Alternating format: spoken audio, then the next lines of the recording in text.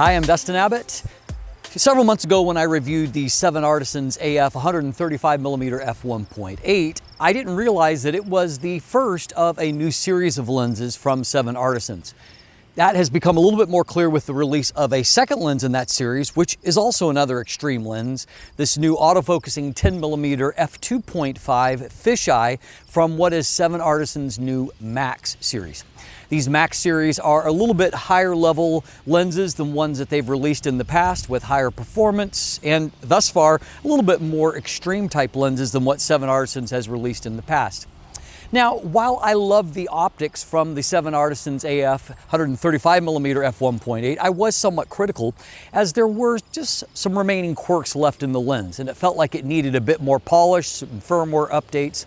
I'm happy to report that this new lens from them arrives much more polished and much more ready to go to market. Now, clearly fisheye lenses aren't for everyone, and I am shooting this intro with it, and so that you can get a little fisheye wackiness, I'll shoot the rest of the review with a more conventional lens.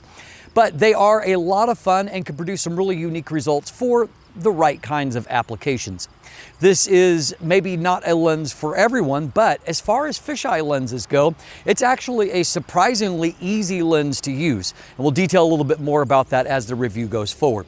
Before we jump into all of that though, first of all, I do want to say a big thank you to 7Artisans for sending me a review sample. As always, however, they have had zero input in this review. My findings are my own. It is a completely independent review. All of that aside, let's jump in and take a look. Today's episode is sponsored by the all-new Fantom Tracker 2.0.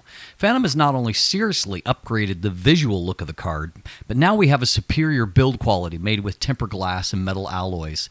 This credit card size tracker can be locally tracked via a 90 decibel beeping noise, but also on a global level via Apple's Find My Network and its map. The addition of NFC means that you can also use the card to trigger an automation. Just tap it. The tracker fits perfectly in any wallet or bag and assures you won't lose your valuables. It has a built-in rechargeable battery that can be easily charged via any wireless charger, and a single charge can last up to 6 months. The Fantom Tracker 2.0 makes for a seriously cool gift, so visit store.fantomwallet.com and use code Dustin20 at checkout for 20% off. That's store.fantomwallet.com and use code Dustin20 for 20% off. Okay, let's take a closer look at the lens. First of all, price point $449 USD is what the MSRP is going to be. This does explore a slightly higher price point for 7Artisans than a lot of their lenses, but of course, it's a more professional grade. I wouldn't yet call it a professional lens, but more professional grade than what most of those are, and it's an extremely nice lens. In fact, the first thing that stood out to me is that when I opened the packages, I thought this is the nicest looking 7Artisans lens that I have ever seen before, and I stand by that after spending some time with it. It feels like they've just gotten a better balance here of the materials and finishes on it, the accent points on it. It just is a very comprehensive design, and I think a very handsome one. Now, a lot of the opposing fisheye lenses are manual focus only, and so this price is going to see them a little bit higher than those lenses, but this is really a different kind of lens. This has a massive, at 10 millimeters with a fisheye, it has a massive 185 degree angle of view. So just to give you a little point of comparison, if I use one of the wide angle zooms that I love, the LK Samyang 14 to 24 millimeter f2.8, you can see this is the framing in the room. Then here's a look at the new Tamron 12 to 20 millimeter f2.8 zoom at 12 millimeters. And then when you compare it to this, it opens up all kinds of horizons. And of course, there's lots of distortion. That's part of what makes a fisheye, but it adds a view into two other separate rooms that just aren't even visible with the other lenses. And so that makes it very, very interesting.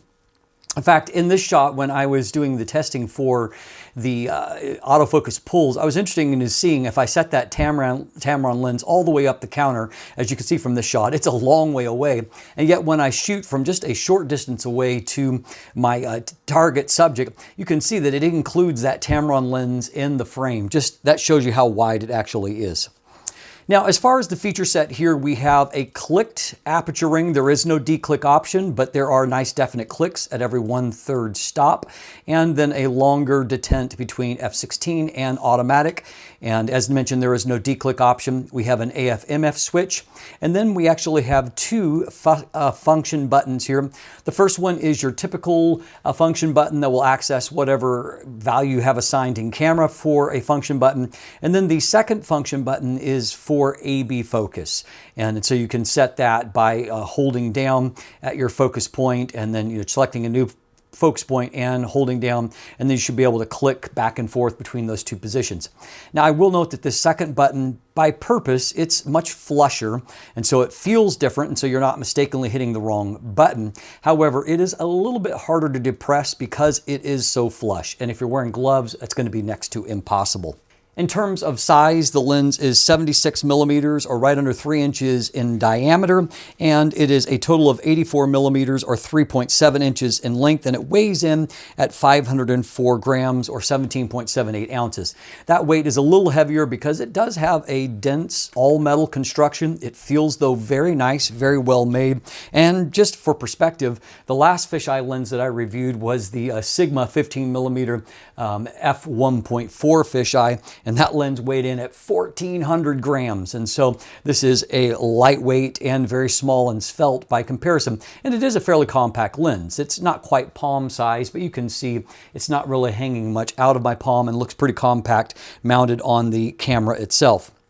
Now, part of the design with fisheyes is that you get a fixed front lens hood and a curved front element, so no traditional filtering. And it also means that the lens cap is going to be this style that has to fit over the top. However, I will say it fits nice and tight. There's no issue with it, falling off by accident. And so a good design overall there.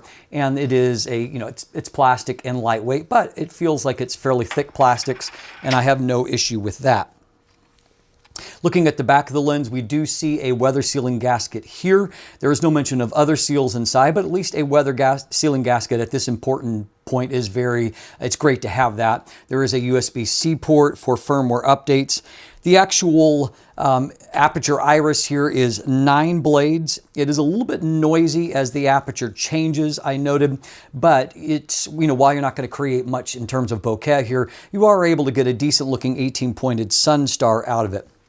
Now, your minimum focus distance here is just 15 centimeters, so that is nice and close, but this is an incredibly wide lens, and so you're not going to get a very high maximum magnification, as you can see here. And so, obviously, don't buy this lens to do macro type work. However, that minimum focus distance is close enough that, at least for video, there's going to be very few situations where you're going to exceed the minimum focus distance because you can get so close to subjects. And so at the end of the day, this is a fairly feature-rich lens. I love the look of it. I like the design. And in terms of the handling of it, it's a very functional, easy lens to use, which makes fisheye photography a little more accessible. So let's talk autofocus. I was a little bit critical of the 7Artisans 135 millimeter because of some autofocus glitches. Like I said in the intro, it just felt a little bit unfinished. Fortunately here, this autofocus system feels much more complete, and it feels like it's retail ready, which I couldn't say for the 135 millimeter. It's probably still an SDM type focus motor, though 7Artisans is not specific, but autofocus in general is smooth, quiet, and in my experience, certainly fast enough for everything that I needed to do with it. In my formal test, you can see that while there's a lot in focus with such a wide angle of view, autofocus does move back and forth in a noticeable way and moves back and forth with good speed. There also isn't a lot of autofocus noise. The focus motor itself is nice and quiet, so no issues with it there on that front. I also found that when I did a basic test here of seeing if it could track action, had my son run along, jump off a wall, and just kind of track him throughout that, shooting at a fairly high burst rate, I was able to track him without any kind of issue. Likewise, I tried something similar indoors. People were playing cornhole. We were having an event, and unfortunately, we were getting rained out, so we moved indoors instead. And again, I was able to track action okay in that kind of setting, though in this case, it was more the beanbag moving through the air and less the people, and so not really the same kind of challenge. That being said, I feel like autofocus is sufficiently good that some of the applications for a lens like this, say shooting skateboarding or a similar type sport, I feel like it probably would keep up in that kind of setting. It's obviously helped by the fact that so much is going to be in focus at all times, but autofocus does seem to move along pretty well. What's more, I did find that tracking was accurate. If I got close to Nala, for example, you can see that this shot is nailed and beautifully sharp, by the way, as well. And so, you know, again, most of the time, I've reviewed lenses in the past, fisheye lenses in the past, they tend to be manual focus outside of the big, heavy, and expensive Sigma 15mm f1.4. And so this obviously probably isn't as good as that Sigma for autofocus, but I would say that this is actually one of the better focusing 7Artisan lenses that I've used to this point. So no complaints on that front. Now, when it comes to the video side of things, again, for video kind of work, unless you're right on top of a subject, most everything is going to be in focus most all of the time. And so I would say that particularly if you're shooting at a little bit smaller aperture, even, you know, f4 or f5.6, you probably aren't going to have to worry about autofocus very much. But I did find that autofocus was stable, and when I did my focus pull test back and forth, again, helped by being so incredibly wide, there isn't any kind of noticeable focus breathing because, again, focus changes are pretty insignificant. In fact, you have to kind of pay attention to realize that focus is changing, in fact, in those. My hand test didn't go so good, mostly for the simple fact that so much is in the frame at all times. It was kind of hard to block out much of anything in using my hands. But I would say that, you know, for most type of work, I think for video as well, this is going to do just fine. Again, it would be fun for shooting, you know, skateboarding action where you can get fairly intimate with it and, you know, use that distortion to something that's a little bit more useful. In my basic video clips that I took, however, I had no kind of focus issues. I didn't see any kind of pulsing or hunting or anything like that. And so I feel pretty satisfied on that front as well. All right, let's take a quick look at the optics. You see here the optical design, which is 11 elements in 8 groups. We've got one spherical lens and then a couple of extra low dispersion elements as a part of the design. Looking at the MTF chart, particularly the third, the red lines, and that's going to show us what's probably more relevant to today's modern resolution cameras. You can see that the lens is actually extremely sharp in the center of the frame, still very strong in the center of the frame. Then, of course, with a fisheye design, by the time you get to the extreme corners, you have, well, basically no image quality left. It's that extreme distortion is going to remove kind of objective sharpness from the equation. And that lens is ridiculously wide. As you can see, even just with the camera held just slightly over waist level and pointing down, you can see how far down it looks towards my shoes and how much gets into the frame. So that means doing traditional test chart work is impossible. And if I tried to set up to frame the chart, you can see that there's a lot of field curvature. And so what we can see here of what's in focus, just this little area here, it's nice and sharp and high contrast, but of course it's really falling away. So we'll use some other real world metrics for checking out some areas of performance. Now, as far as that distortion goes, it's going to vary depending on where you actually set up. And so the more that you have the center tilted, the more you can either exaggerate that, and the more that you flatten it, the less you're going to see. So here in this second shot, you can see that you know, there's much less of that distortion when I'm composed with a more central kind of setup. And you can also see that there are, like, for example, this was done just in Photoshop. There are options for defishing, as it's called, a lens like this. So obviously you're losing a fair bit of the image. However, if your objective is to get, you know, straighter lines, it is possible. Though frankly, if you want straighter lines, you probably should just, you know, buy a lens that is rectilinear rather than trying to defish a fisheye. So here at f5.6, this gives us a look at, you know, a real-world subject that will allow us a little more working distance to see how resolution holds up. So in the center of the frame, looking really fantastic. Here in the mid-zone, looking really, really great. And as we move off towards the edge of the frame, by f5.6, you can actually see that it's quite sharp, other than maybe that last percentage point in the corner. As I look up here, you know, in general, other than the extreme corners, I actually think that this is quite a sharp lens. And if you're wanting really just kind of sharpness across the frame, in this situation, if you cropped in just a little bit, that's exactly what you would have. As far as some other metrics, you can see here up close that, pretty decent detail and contrast there, but I'm more looking for any kind of fringing in this, and it's hard to do on tests because of what we've already seen, but as I look at this image, it seems like longitudinal style chromatic aberrations are well controlled even at f2.5. Now, lateral style chromatic aberrations that show up near the edge of the frame, we can see that in this image, there is a little bit of fringing that I see in a couple of high contrast areas, these bare branches. That is removable, fairly easily with one click, but it's not extreme, but it is there a bit. Now, even at f2.5 in the center of the frame, we can see that sharpness and contrast is really, really excellent. And, we've looked at this shot already in our autofocus section, but taking a look again, here at 100% magnification, you can see how crisp and nicely detailed the shot of Nala is. And you can also see a little bit of bokeh here. It's kind of nervous in this kind of setting.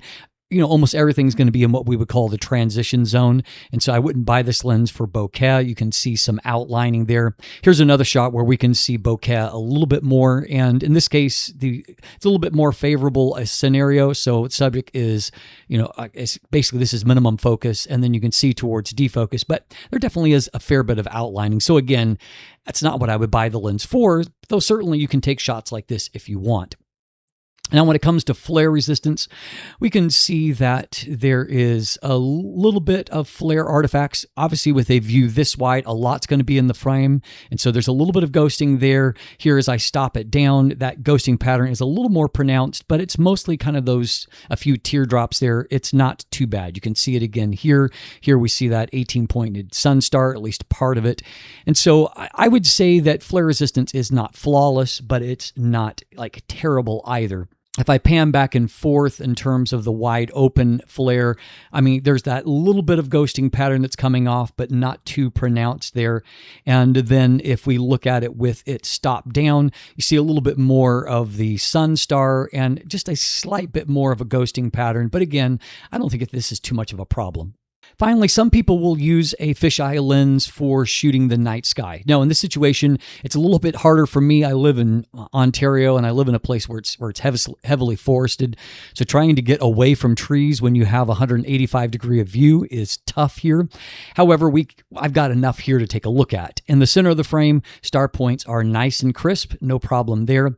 As I move towards the corners, you can see a little bit of coma stretching, and obviously, with a lens like this, particularly at f2.5, the corners are softer than what the rest of the image is. I can definitely see some coma down in this area, and so it's not perfect for that. But again, if you wanted to use it for shooting the night sky, I've seen far worse than this as well, and it could make for some unique and interesting images. And so fisheye lenses are a little bit different to evaluate in terms of the optical properties, but in general, I would say that 7Artisans has actually done a good job with this lens. So what's my conclusion? Well, you've probably picked up from my general tenor in this review that I am definitely more upbeat about 7Artisans' newest lens than what I was for their last lens, despite the fact that I did quite like the optics from that lens. This just feels like a more mature product, and what's more, I think that the design language is just it's pretty great looking. And while the price point of $450, it's definitely more than what you're paying for a lot of the manual focus alternatives. The reality is that this is a much more complete lens. It's not only got autofocus, but it's got at least some weather sealing. It's got a full feature set. It's got an aperture ring.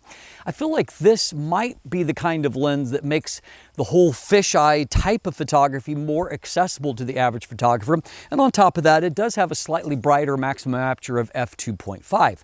Now, obviously, it's not nearly as an extreme an instrument as that Sigma 15mm f1.4, which was the last fisheye lens that I'd reviewed before this. But of course, it cost a whole lot less. It weighs nearly a third of the weight, and so at the end of the day, it is a much more accessible lens.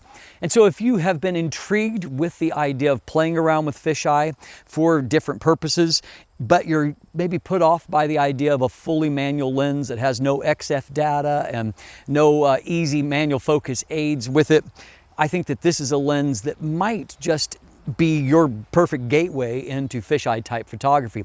I'm certainly glad to see 7Artisans branching out and giving us something unique and different here. And you know, while the price is a little bit higher than the average 7Artisans lens, in the big scheme of things, it's still quite affordable. If you want more information, you can check out my full text review, which is linked in the description down below. As always, thanks for watching. Have a great day, and let the light in.